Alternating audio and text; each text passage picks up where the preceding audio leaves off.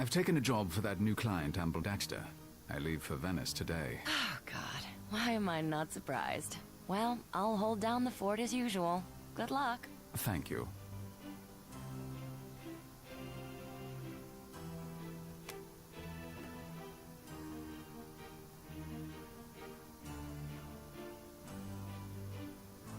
Nothing.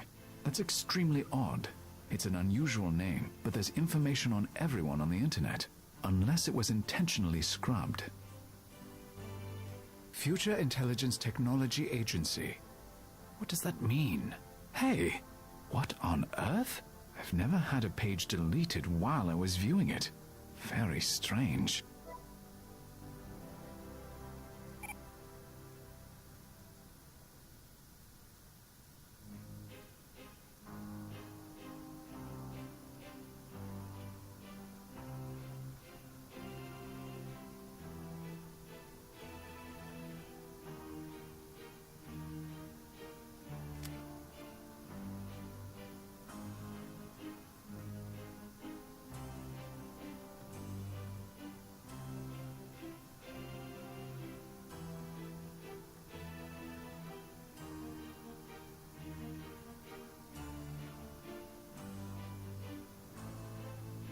It's a letter from Mr. Barozzi, an antique dealer in Venice.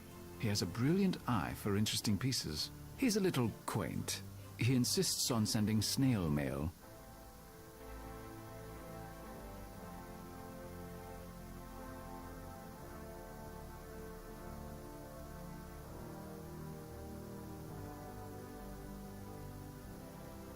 The bleak economy seems to be all the newspapers can talk about these days.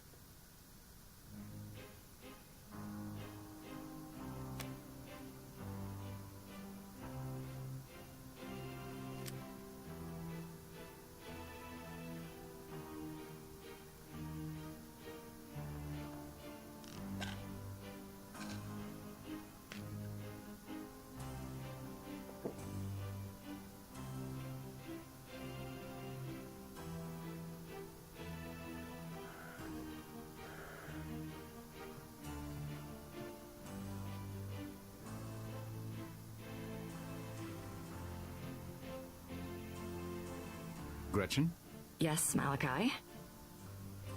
You said in your email that you've been looking into security options? I made a list of the reputable security agencies in New York. You should have a bodyguard travel with you. With the money you earn on these assignments, you can afford it. No, they'd only get in the way and be tiresome.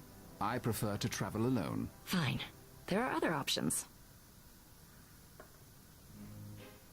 What other options do you have for security? I've been researching security agencies in various international cities. I can set someone up when you travel. Have them meet you at the airport. I can't trust someone I've just met.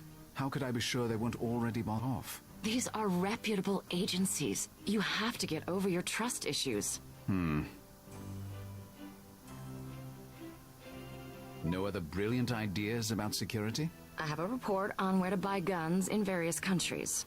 It's not a very good option, but it's better than going into a bad situation unarmed. And maybe the mere presence of a gun will remind you not to shoot off your mouth. Gretchen. I mean, give your fascinating opinion quite so freely. All right. Maybe we'll try that next time. That's all for now. Very well. Looks like I've taken care of everything here. I should head to the airport for my trip to Venice.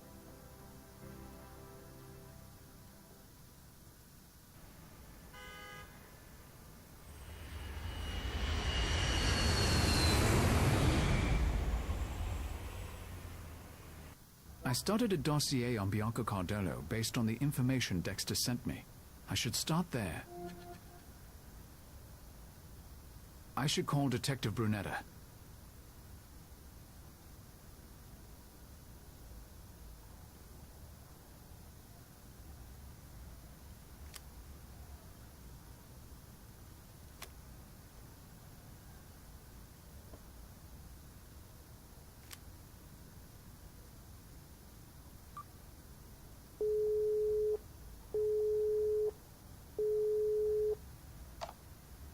Pronto, Detective Brunetta. Buongiorno. This is Malachi Rector. I need to speak with you about the death of Bianca Cardillo. I was told to expect your call.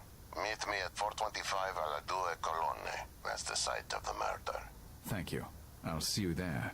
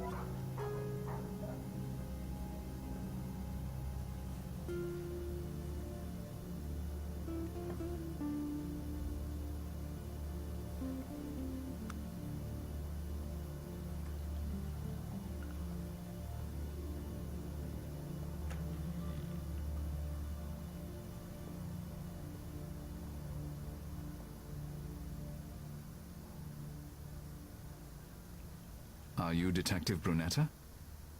That is correct, Mr. Rector. Yes. I've been told to answer any questions you have about the death of Bianca Cardolo. I can't say I understand why. Well, I'm glad to know where you stand, Detective. Let's get started, if you don't mind.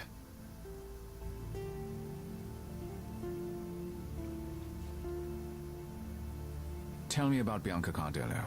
She was a popular figure in Venice. Everyone knew her. She was even named the most beautiful woman in the city several years ago. The public wants her killer found, and so do I. Tell me about Bianca Cardolo's murder.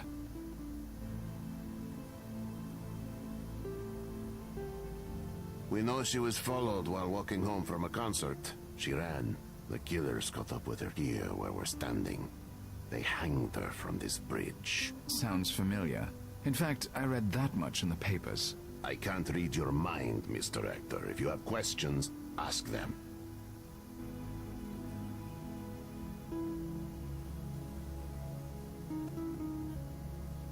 Was she robbed? Molested? No, Mr. Rector. The postmortem shows no signs of rape. As for robbery, her purse fell into the canal and we retrieved it. Nothing was taken from it. Her jewelry was also left untouched, including a diamond ring worth more than I make in a month.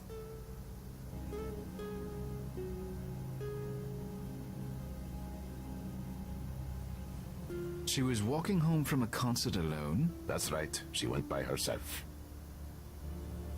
Do you have any leads on the killers? No. We found no physical evidence. Nothing. Were there any witnesses? None. We checked every residence in the area. No one admitted to seeing anything. Tell me about the Cardolo family. I have the feeling you know better than I really don't. She comes from a very distinguished Venetian family, and her husband, Dante Cardolo, is an important man in local politics. They're above reproach, and also innocent, in my opinion. Those are all the questions I have, Detective. Good. Arrivederci, Mr. Rector. Arrivederci.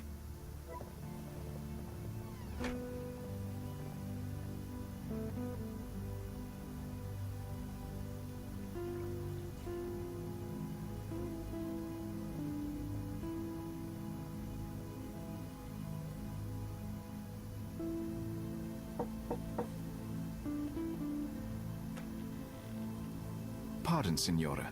May I have a word with you? Yes? What can I do for you?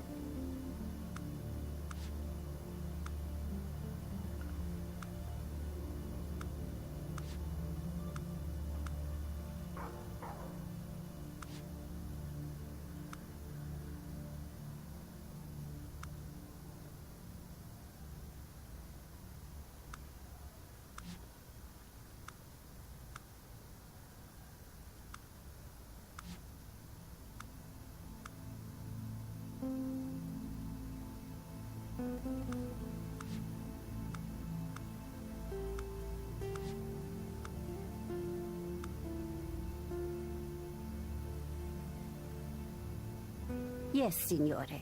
What can I do for you? I would like to speak with you about the murder, Signora. No, I'm sorry. I won't speak about that. I already said as much to the police. But I am not the police. You can talk to me. I don't know you, Signore. And it is too terrible to talk about. No. Thank you for speaking with me, Signora. It was a pleasure to speak with such a fine gentleman. Arrivederci.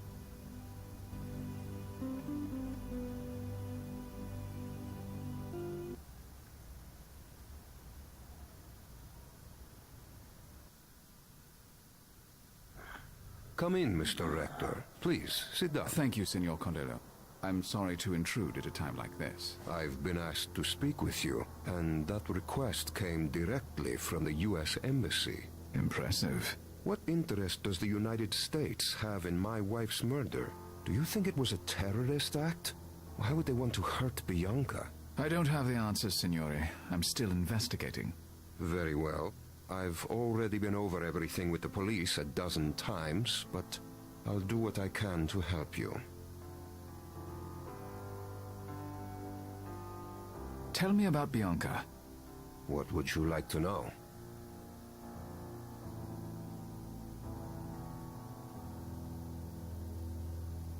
Did your wife play piano? No, she was quite musical, but she preferred dance. She was in a classical dance company before we were wed. As for the piano, Bianca loved to entertain, and music was always a part of such evenings.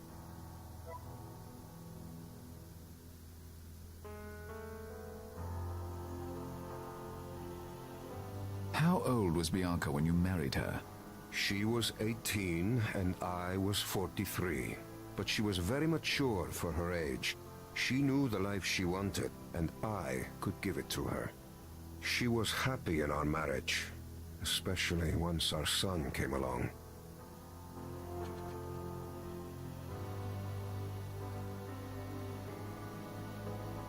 Bianca quit dancing after you were married? Of course, it was hardly appropriate for the wife of a man in my position. How did you meet Bianca? Bianca's family is one of the most influential in all of Italy. I have known her father for many years. I watched Bianca mature. She was the perfect politician's wife. She loved meeting people and doing philanthropic work. I knew she would make the perfect wife for a man of my ambitions. Fortunately, her father agreed, and I was able to convince her to marry me, even though she was quite young at the time.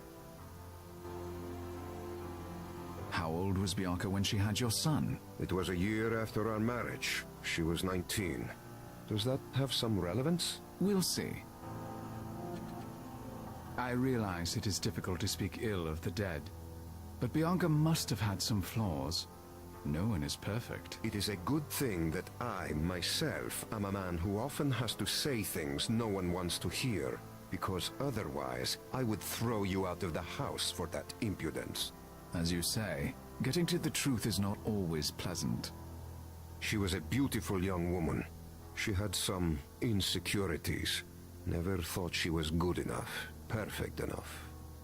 Perhaps I should be grateful for that. If she had been more confident, she might never have married me. I appreciate your honesty, Signore.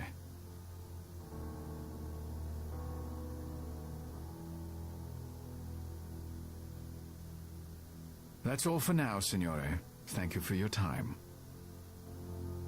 Mr. Rector,